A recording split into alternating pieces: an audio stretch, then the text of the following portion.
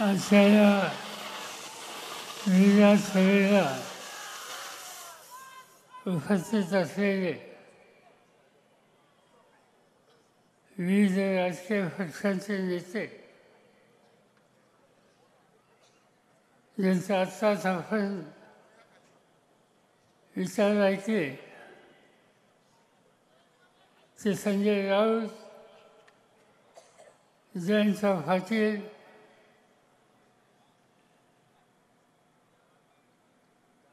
मार्क्सवादी communist party, Uddhav ठाकरेंच्या नेतृत्वाखालची शिवसेना,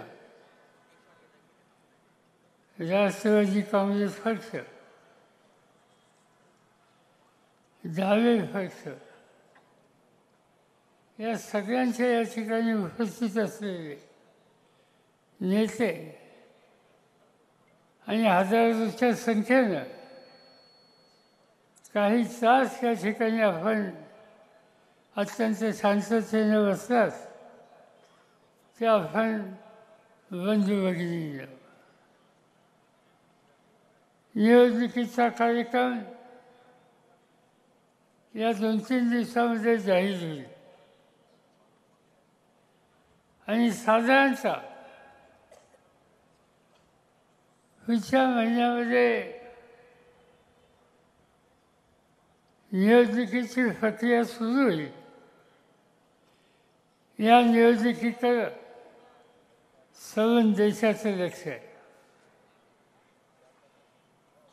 देशाच्या बाहेरून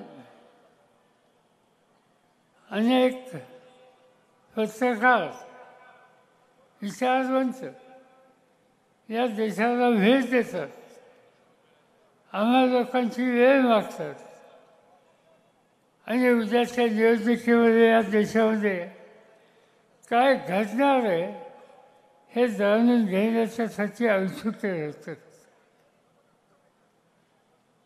आणि त्याचं महत्त्वाचं कारण देशामध्ये जे काही चाललं आहे,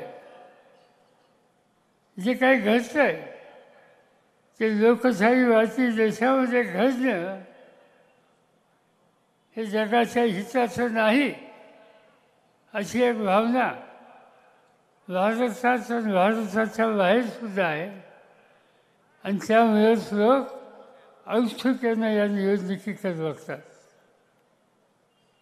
अनेक निवडणुका आपण पाहिल्या, अनेक राज्यकर्ते पाहिले. जवाहरलाल नेहरूंचा काळ, लालबहादूर शास्त्रींचा काळ, इंदिरा गांधींचा काळ, राजीव गांधींचा काळ, नरसिंहरावचा काळ, डॉक्टर मनमोहन सिंगांचा काळ हा या देशाने बघितला. अटल बिहारींचा काळ बघितला. वैचारिकदृष्ट्या वेगळी भूमिका होती तरी देशाच्या हिताची जपणूक करण्याच्यासाठी याचा प्रत्येक व्यक्तीने, प्रधानमंत्र्यांनी या देशात काळजी घेतली आणि म्हणून ही लोकशाही शिकली. याचा अभिमान आपल्याला तर आहेच, पण जगाला सुद्धा आहे. पण हल्ली गेल्या 18 वर्ष नवीन राज्यकर्ते आले, ज्याचा उल्लेख या ठिकाणी आधीच्या वक्त्यांनी केला. नरेंद्र मोदी काय केलं त्यांनी, कसली धोरणं आखली, कोणते प्रश्न सोडवले. मला आठवतं मनमोहन सिंगांच्या मंत्रिमंडळामध्ये शेतीचं काम माझ्याकडे आलं, शपथ घेतली राष्ट्रपती भवनामध्ये आणि घरी आलो. अधिकारी भेटायला आले एक फाईल घेऊन.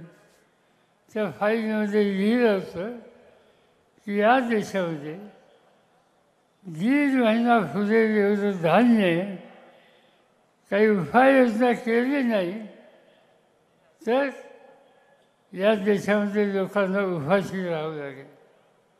आणि त्यासाठी अमेरिकेचं नाही तर ब्राझीलहून धान्य आयात करा. मी अतिशय अस्वस्थ झालो. कृषीप्रधान देश बनायचा आणि धान्य बाहेरून आणायचं नाईलाज होता.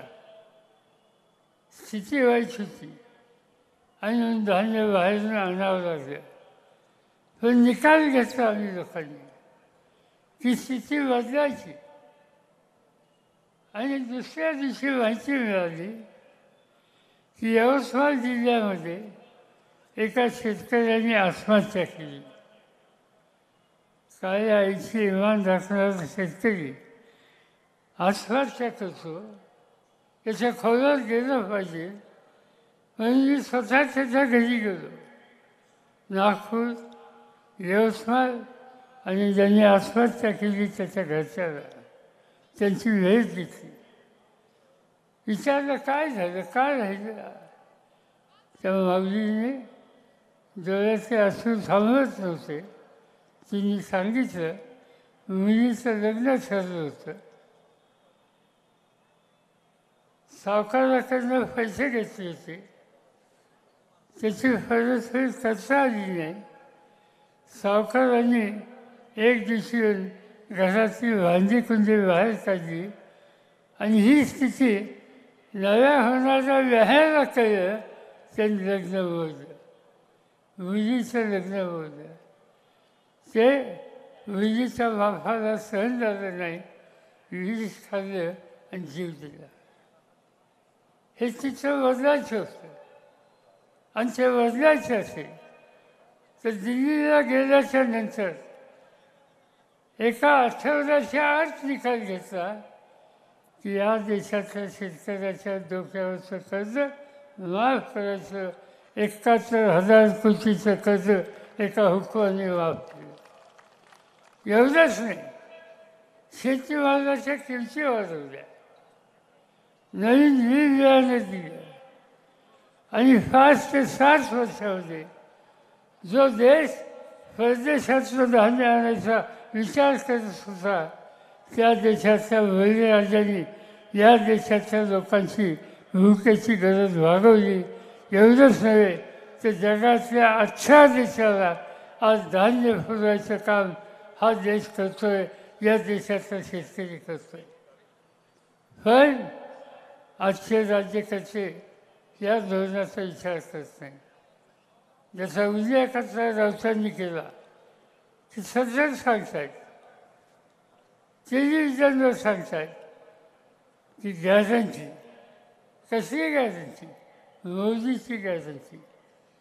काय गॅरंटी दिलं? आज या गॅरंटीमध्ये शेतकऱ्याचं उत्पन्न दुप्पट करणार याची गॅरंटी दिली. उत्पन्न वाढलं नाही, आत्महत्या थांबवणार, आत्महत्या वाढली, त्याची गॅरंटी दिली होती.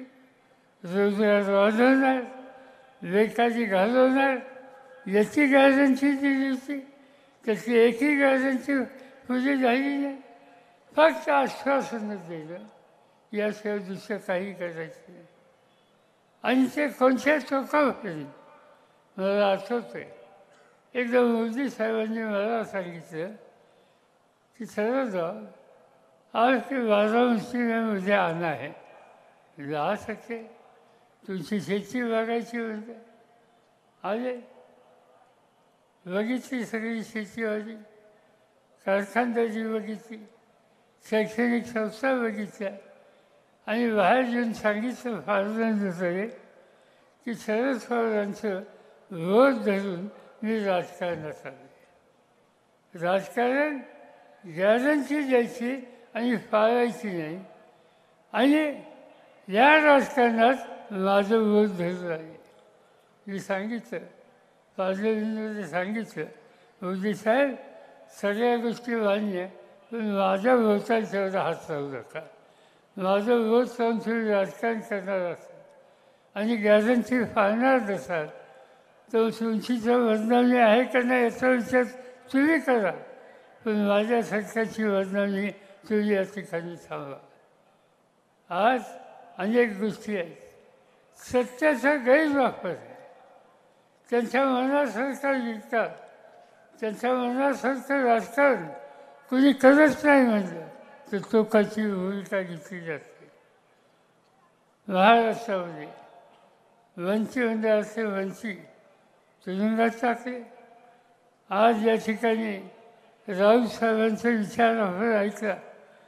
त्यांनी आपल्याला लेखली नाही, सरकारच्या चुकीच्या धोरणावर प्रहार केला, त्यांना तुरुंगात टाकलं. अनिल देशमुखांना तुरुंगात टाकलं. आज झारखंडचा मुख्यमंत्री त्यांच्या विचाराचा नाही, त्या मुख्यमंत्र्याला तुरुंगात टाकलं. दिल्लीचे मुख्यमंत्री केजरीवाल त्यांना 8 नोटीस पाठवल्या, त्यांना तुरुंगात टाकायची नाही. त्यांच्या मंत्रिमंडळातले 3 मंत्र्यांना तुरुंगात टाकलं. जिथे तुमच्या मनाविद्या वागतात, तुमची भूमिका स्वीकारत नाही, त्या ठिकाणी सत्तेचा गैरवापर करून तुरुंगात टाकण्याची कामगिरी आजचं हे सरकार करतं आहे. आणि त्यामुळं ह्याचा बदल केला पाहिजे. आणि तो बदल करायचा असेल तर ती संधी या मतदानाच्या निमित्तानं आपल्या सगळ्यांच्या समोर आली. आम्ही ठरवलं की यासाठी देश वाचवायचा असेल तर आम्हाला चिंता आहे की देशाच्या संविधानाची. 2 दिवसाच्या पूर्वी भाजपच्या एका हेगडे नावाच्या खासदारांनी दिल्लीमध्ये बेंगलोरमध्ये लोकांच्या सोबत मतं मागताना सांगितलं की या देशाची घटना आम्हाला बदलायची आहे आणि घटना बदलण्यासाठी मोदींना शक्ती द्या, त्यासाठी मोदींना विजयी करा. जे घटना बदलायचा विचार करतात, बाबासाहेब आंबेडकरांनी या देशाला घटना देऊन या देशाचं ऐक्य मजबूत ठेवलं. सामान्य माणसाचा अधिकार हा दर्शन केला.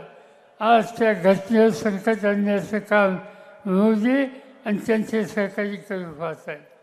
आणि म्हणून याला उत्तर एकच आहे की सर्व इत्यादी लोकांनी एकत्र आलं पाहिजे.